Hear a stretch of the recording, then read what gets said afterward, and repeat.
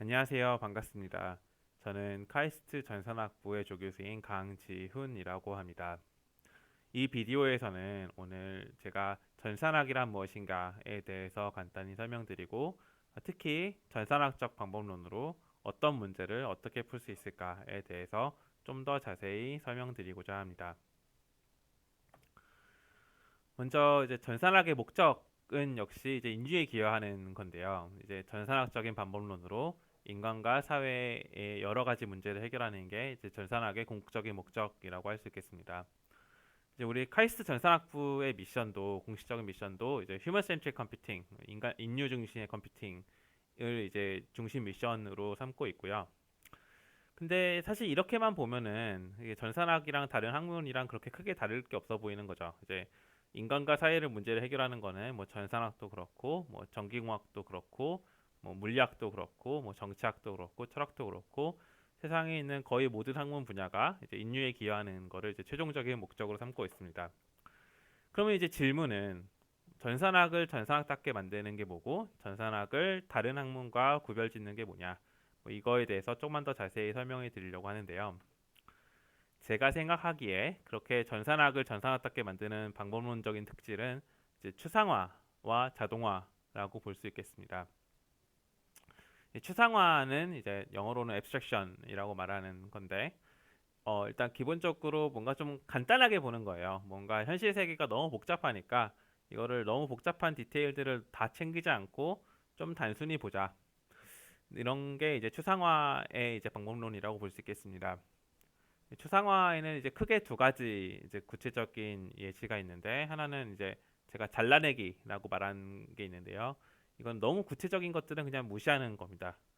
뭐 오리가 있다고 했을 때 오리의 털의 개수가 몇 개고 털의 길이가 어떻고 이런 것들 좀 무시하고, 아 그냥 노란색 새가 있구나, 이 정도로만 생각을 하는 게 이제 뭐 잘라내기라고 할 수 있겠습니다. 이제 또 하나의 방법론은 이제 합치기. 제가 합치기라고 말한 건데 이제 비슷한 거는 이제 같다고 여기고 처리를 하는 거죠. 여기 새가 있는데 오리가 있고 뭐 거위가 있고 뭐 닭이 있고 뭐 여러 가지 새가 있습니다. 근데 이 새들 하나하나는 전부 다 다르지만 어떤 비슷한 특질을 가지고 있죠. 뭐 예컨대 뭐 날개를 가지고 있죠. 그 이제 그 날개를 가지고 있다는 거 하나, 그 특질만 가지고 이제 여러 가지 종류의 새들을 한꺼번에 처리하고 한꺼번에 이해하는 이제 그런 기법을 이제 합치기라고 불렀습니다. 이렇게 구체적인 거는 잘라내고 공통점은 합쳐서 이제 좀 간단하게 이해하는, 현실 세계의 너무 복잡한 문제들을 좀 간단하게 이해하는 기법이 제가 말씀드린 이제 추상화라고 보시면 될 것 같습니다. 이제 또 하나의 중요한 전산학의 아주 중요한 본질적인 반복론적인 특질은 이제 자동화라고 할 수 있겠는데요. 이제 컴퓨터가 혹은 이제 뭔가 나 대신에 누군가가 알아서 이제 자원이나 뭐 여러분들이 컴퓨터에 대해서 잘 알고 있는 뭐 램이라든지 뭐 SSD라든지 CPU라든지 이런 자원이나 아니면 서비스나 뭐 여러분들이 좋아하는 게임이라든지 아니면은 뭐 뉴스 서비스라든지 이런 종류의 서비스나 아니면은 심지어는 개념, 어떤 언어 이해라든지 뭐 이런 종류의 개념을 알아서 컴퓨터가 혼자서 이해하고 처리할 수 있도록 하는 게 이제 자동화라고 할 수 있겠습니다. 근데 이제 자동화는 추상화가 된 이후에야 이제 자동화를 할 수가 있습니다. 왜냐하면은 너무 복잡한 거는 자동화할 수가 없거든요. 이걸 좀 쳐내고 좀 복잡한 거는 쳐내고 좀 간단하게 만들어야 그나마 좀 컴퓨터가 이해할 수 있도록 이제 잘 포장해서 컴퓨터한테 줄 수가 있는 거죠. 그래서 이제 추상화를 해야만 이제 자동화가 된다고 하는 이제 선후 관계가 있다고 보시면 될 것 같습니다. 이 두 가지가 이제 전산학을 전산학답게 만드는 이제 아주 본질적인 특질들인데요. 이 추상화와 자동화는 이제 컴퓨터 공학을 공부하면서 전산학을 공부하면서 이제 내내 아주 오랜 기간 동안 반복해서 이제 배우시게 될 겁니다. CS101, 카이스트 CS101은 이제 그 컴퓨터를 처음 배우실 때 처음 배우는 이제 딱 과목인데, 이 과목의 이제 목적에서도 이렇게 말하고 있습니다. 프로그래밍 스킬과 컴퓨테이셔널 싱킹을 배우는 과목이다. 이게 프로그래밍 스킬은 이제 자동화라고 보시면 될 것 같고요. 컴퓨테이셔널 싱킹이 추상화라고 보시면 될 것 같습니다. 이제 뭐 거의 같은 말이고요. 이거를 이제 처음 배우는 이제 CS 101부터 시작해서 계속해서 이제 배우신다고 보면 될 것 같습니다. 근데 이후 수업에서는 이 두 가지를 축으로 좀 더 기술적인 내용, 좀 더 구체적인 내용을 다루고요. 이 좀 더 구체적인 내용의 실체에 대해서는 뭐 여러 가지 생각이 있을 수 있겠지만 저는 크게 세 가지로 좀 분류하고 싶습니다. 계산 계산을 이용해서 하는 이제 학문 분야가 있고 계산 자체에 대한 학문 분야가 있고 계산을 위한 이제 학문 분야가 있고 그 by or for computation 이 세 가지 측면으로 좀 분류해서 먼저 말씀을 드리고자 합니다. 네. 우리 카이스트 전산학부의 수업은 크게 이제 아까 말씀드렸던 대로 세 가지가 있는데요. 세 가지로 크게 분류할 수가 있는데요. 아까 말씀드렸다시피 모든 수업에서 추상화와 자동화가 아주 중요한 핵심 주제입니다. 근데 이제 또 아까 전에 또 말씀드렸던 것처럼 이제 인간과 사회의 문제를 푸는 게 전산학의 목표이죠. 이걸 어떤 컴퓨팅 머신, 여러분들 이제 앞에 있는 데스크탑이나 뭐 모바일 폰이나 이런 여러 가지 종류의 머신으로 이제 해결을 하는 게 이제 전산학의 목표라고 할 수 있겠습니다. 근데 이제 이 전산학적인 방법론으로 물론 이거 풀어야겠죠. 자동화와 추상화를 중심으로 인간 사회의 문제를 이해하고 컴퓨팅 머신으로 이제 주는 그런 과정을 거칠 텐데요. 이 화살표 각각이 이제 아까 말씀드렸던 이제 컴퓨, by computation, of computation, for computation의 측면이라고 보시면 될 것 같습니다. 이제 계산 혹은 전산학적인 방법론으로 뭔가 그걸 이용해서 뭔가 문제를 푸는 측면이 이제 요 화살표라고 보시면 되고요. 어떤 인간과 사회의 문제를 전산학적인 방법론으로 풀겠다는 어프로치가 있고 또 전산학적 방법론 그 자체에 대해서 공부하는 분야가 있습니다. 또 전산학적인 방법론은 이제 실제로 현실에 있는 머신, 어떤 기계, 현실에서 돌아가는 뭐 모바일 폰이나 데스크탑이나 이런 곳으로 이제 실행시키려는 이제 측면이 또 있고요. 이 세 가지 측면이 이제 모두 추상화와 자동화를 이루는 이제 핵심적인 축이면서 이제 그 자체로 이제 전산학의 하위 분야라고 부를 만한 이제 세 가지라고 보시면 될 것 같습니다. 이제 카이스트 전산학부에서는 이제 정말 다양한 수업들이 이제 제공이 되고 있고요. 이제 특히 이 굵은 글씨로 친 것들이 이제 전공 필수 과목이라고 볼 수 있는데 그걸 포함해서 이 세 가지 측면에서 정말 다양한 수업들이 제공이 되고 있습니다. 이제 앞으로 나올 슬라이드에서 이제 각각 세 분류에 대해서 각각 이제 그 대표적인 과목들을 좀 소개하고 구체적으로 무엇을 배우는지 좀 더 자세히 말씀드리고자 합니다. 먼저 바이 컴퓨테이션의 측면에서는 이건 컴퓨팅을 응용해서 이제 현실 세계의 문제를 푸는 측면이라고 볼 수 있는데 이제 전산학적인 방법론을 이제 인간과 사회 문제에 직접 적용하는 그런 분과라고 볼 수 있겠습니다. 이제 가장 중요한 거는 이제 인공지능이라고 볼 수 있겠는데요. 그러니까 요즘 이제 가장 각광을 받고 있는 인공지능은 이제 뭔가 예전에는 컴퓨터가 절대 풀 수 없을 것 같았던 그런 문제들을 지금 풀어내고 있죠.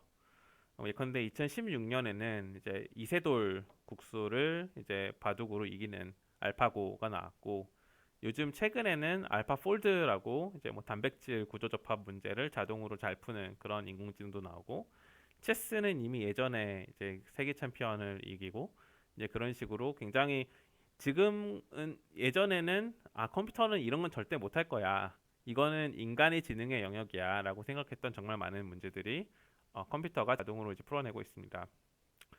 이제 인공지능의 이제 하위 분과로 뭐 기계학습이나 딥러닝 같은 것들이 있을 수 있겠고, 뭐 컴퓨터 비전, 뭐 어떤 시각적인 정보를 이해하고 거기서 뭔가 난리지를 뽑아내는 그런 비전의 공부도 있고, 뭐 거대한 양의 텍스트로부터 이제 뭔가 유의미한 난리지를 뽑아내는 텍스트 마이닝 같은 분야도 있고요. 혹은 이제 그림을 그리는 그래픽스 분야도 있습니다. 이제 그러니까 뭔가 컴퓨터로 영화를 만든다든지 컴퓨터로 뭔가 어떤 만화책을 만든다든지 이런 식으로 이제 그래픽스라는 분야가 있고요. 특히 게임에 많이 적용되는 게 이제 그래픽스라고 볼 수 있겠습니다.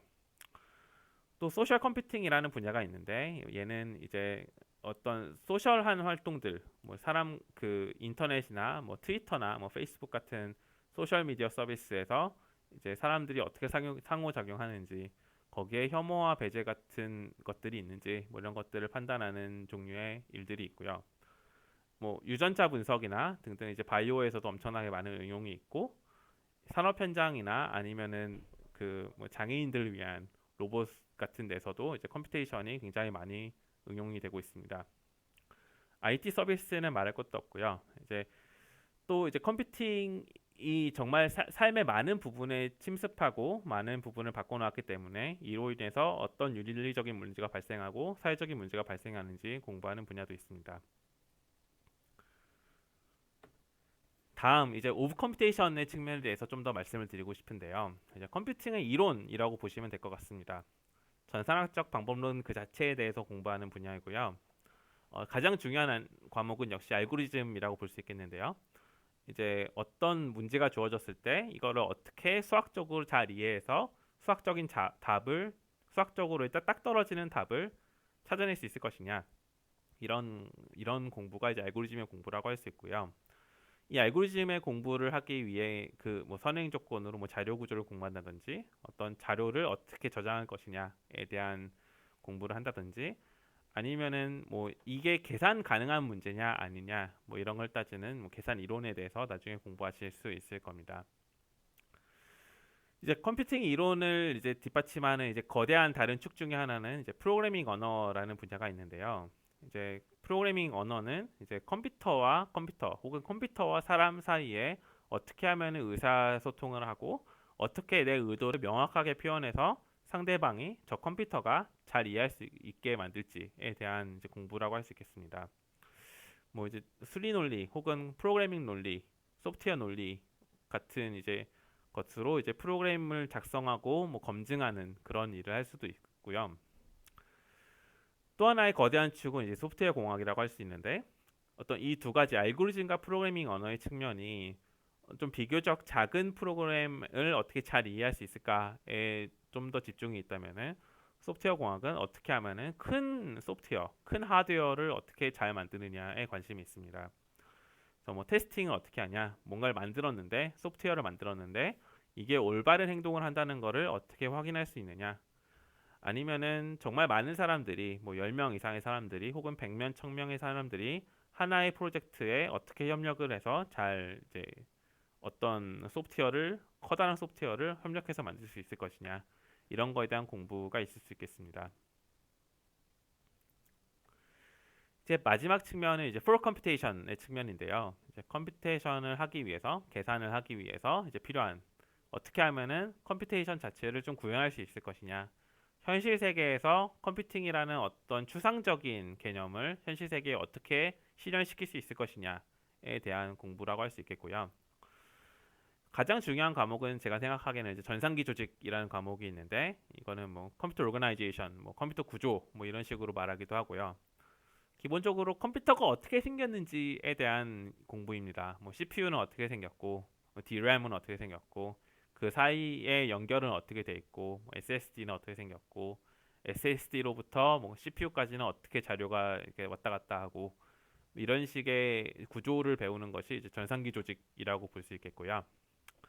또 이제 이 전산기 조직을 아주 작은 시스템으로는 어떻게 만들 수 있을 것이냐.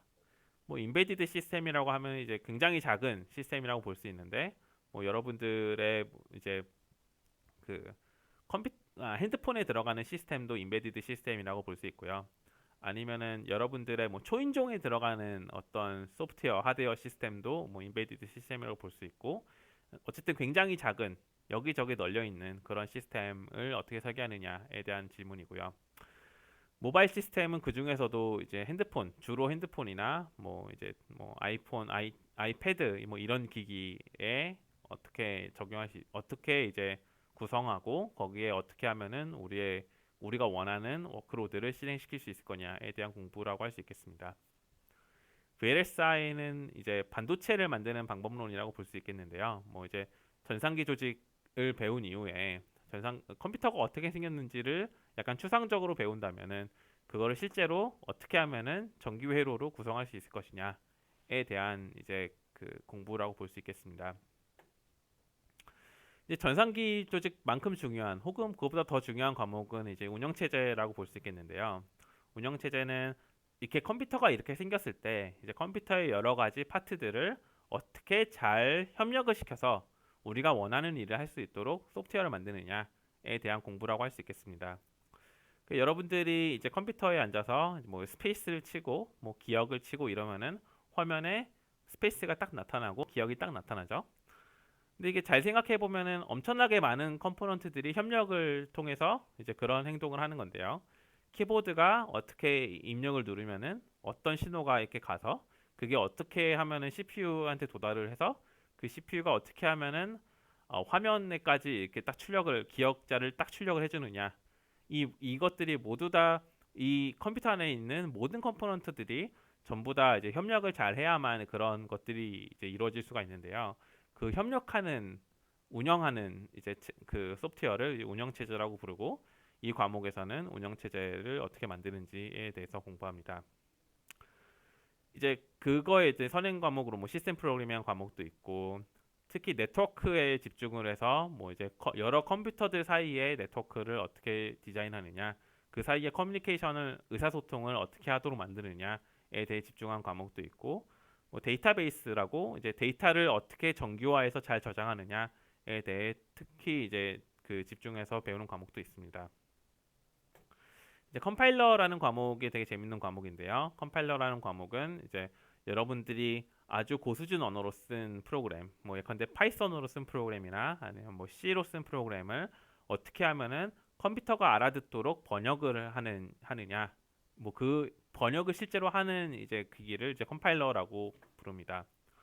이제 사실 컴퓨터가 이해할 수 있는 언어는 그렇게 많지가 않습니다. 굉장히 로우 레벨이고 굉장히 아주 정교화된 언어고 아주 사람이 이해하기에는 거의 불가능한 그런 언어로 이제 짜야만 이제 컴퓨터가 이해할 수 있는데요. 이제 하이 레벨에서 사람이 이해할 수 있는 언어로 이제 프로그래밍을 하면은 그거를 이제 컴퓨터가 이해할 수 있는 아주 로우 레벨 언어로 변환시켜 주는 게 이제 컴파일러라고 보시면 될 것 같습니다. 그 다음은 이제 분산 시스템이라는 과목들은 이제 네트워크랑 좀 관련이 있는데요. 어떻게 하면은 정말 많은 컴퓨터들이 협력해서 우리가 원하는 행동을 하도록 만드느냐에 대한 공부라고 할 수 있겠습니다. 여기서 분산 시스템에 관심을 갖는 거는 단순히 뭐 컴퓨터 한두 대가 아니라 뭐 100대, 1000대, 만대 혹은 이제 구글과 같이 이제 전 세계적으로 유명한 이제 회사 같은 경우에는 어떻게 10만 대, 100만 대의 컴퓨터를 잘 협력시켜서 우리가 원하는 행동을 할 수 있겠느냐에 대한 공부를 한다고 보시면 될 것 같습니다. 네, 지금까지 이제 세 가지 측면에 대해서 이제 말씀을 드렸는데요. 근데 이 세 가지 측면, 뭐 by or for computation이라고 편의상 분류했지만 이게 사실은 그렇게 별개가 아닙니다. 뭐 과목은 뭐 몇몇 과목은 뭐 셋 중에 하나로 딱 들이받도록 딱 배치를 할 수 있겠지만 실제로 앞으로 전산학부에서 이제 여러분들이 배우실 과목들은 보통 그렇게 딱 떨어지지가 않습니다. 전부 다 이제 여러 영역에 걸쳐 있는 과목이 대부분이고요.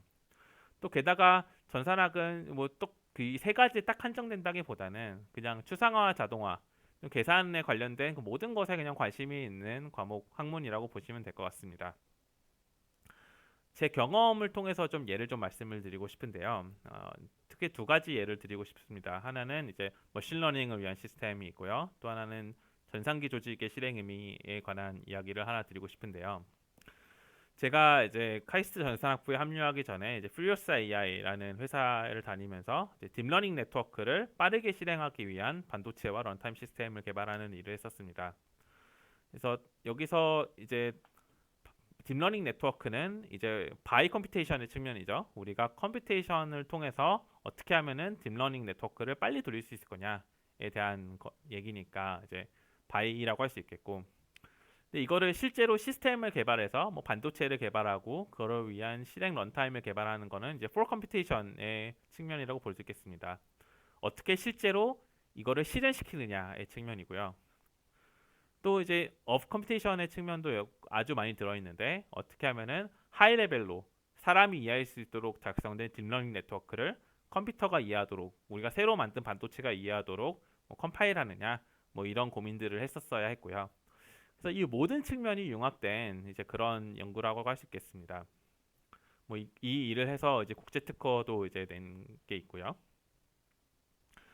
또 하나 이제 제가 카이스트 와서 한 일에 대해서 한 가지 좀 설명을 드리면은 이제 전산기 조직의 실행 의미를 좀 명확하게 밝히는 일들을 좀 하고 있는데요. 좀 구체적으로 말씀드리면은 하드웨어가 있죠. 근데 하드웨어는 굉장히 복잡합니다. 뭐 몇억 개가 넘는 트랜지스터들이 이제 있어서 이제 이거를 하나하나 다 파악하고 프로그램하는 거는 말이 안 되는 일이고요. 이거를 컴퓨터에서 어떤 일이 벌어질 수 있는지 좀 추상화해서 이해하는 게 좀 필요합니다. 그래서 그런 맥락에서 뭐 x86 머신이나 아니면은 ARM 머신, 그러니까 ARM은 여러분의 이제 핸드폰에 주로 들어있는 머신인 거죠. 이런 종류의 머신에서 프로그램이 실행 의미가 어떤지, 이 프로그램이 어떤 행동을 보일 수 있는지 엄밀하게 수학적으로 엄밀하게 이제 정의하는 그런 일들을 좀 했습니다. 이거는 이제 of computation과 for computation의 좀 융합이라고 볼 수 있겠는데요. 이제 for computation의 측면은 이제 실제로 존재하는 머신에 대해서 x86이나 ARM이나 실제로 이제 컴퓨테이션을 실행시킬 수 있는 현실에 있는 머신에 대한 공부이기 때문에 그렇고 of computation의 측면은 이제 이거를 좀 수학적으로 엄밀하게 밝히고 그 실행 의미를 엄밀하게 정의하는 측면이 있기 때문에 of computation의 측면이 있다고 볼 수 있겠습니다. 이 역시 이제 두 가지의 융합이라고 볼 수 있고 뭐 하나가 더 중요하다 하거나 뭐 무엇이 주고 무엇이 부고 이렇다기보다는 이게 그냥 어우러져서 융합된 예제라고 보시면 될 것 같습니다. 그래서 이런 것처럼 실제로 전산학을 공부하시다 보면은 뭐 처음에는 요 세 가지 분류가 조금 이제 말이 될 수도 있겠지만 점점 더 여러분들이 하시는 일들은 이거를 셋 다 전부 다 알아야 그에 더 넘어서서 그냥 일반적으로 추상화와 자동화 그리고 계산에 관련된 모든 것에 좀 관심이 있어야만 풀 수 있는 문제들을 만나실 수 있을 겁니다. 지금까지 전산학부에서 어떤 것을 배우는지, 전산학적 방법론이란 무엇인지에 대해서 말씀드렸다면 앞으로는 이 전산학적인 방법론으로 어떤 문제를 풀 수 있는지, 어떻게 풀 수 있는지에 대해서 좀 더 자세히 말씀드리고자 합니다. 1950년대 3차 산업혁명, 뭐 정보사혁명 이런 얘기들이 있었고 소프트웨어가 세상을 먹어치우고 있다. AI가 세상을 먹어치우고 있다. 이런 얘기들이 있죠. 이제 이런 얘기들이 공통적으로 이제 말하는 것은 이제 인간과 사회 문제의 스케일이 엄청나게 커짐으로써 이제 계산 혹은 추상화와 자동화가 정말 필수적인 도구가 되었습니다. 그래서 인공지능의 차별이나 혐오, 어떤 평등, 보안 이런 문제들은 이제는 너무 스케일이 커져서 단순히 몇 사람이 머리를 맞대고서 이제 풀 수 있는 문제가 아니라 좀 추상화와 자동화가 필수적인 그런 문제가 되었고요. 자율주행도 마찬가지고 이제 지구 온난화도 마찬가지고 공장 등에서의 생산 관리나 이제 조직 운영도 그렇습니다. 또 우리 이제 소비자 입장에서는 음식 배달이나 음악이나 영화 추천, 일정 관리 같은 문제들이 이제 예전에는 어떤 몇몇 사람들의 지혜로 풀 수 있는 문제였다면은 지금에는 추상화 자동화가 아니면은 도저히 풀 수 없는 스케일의 문제가 되었습니다.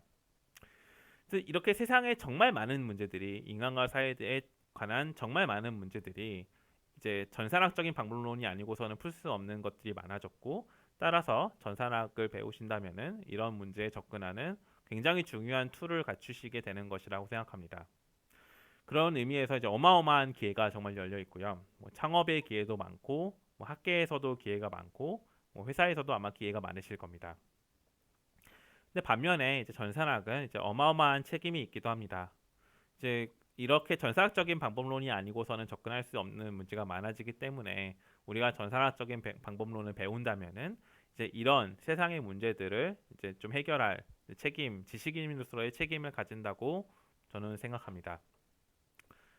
그래서 이제 카이스트 전산학부에서는 이제 여러분들께 전산학적인 방법론과 더불어 이제 지식인의 책임에 대해서 이제 가르쳐 드리고 싶습니다.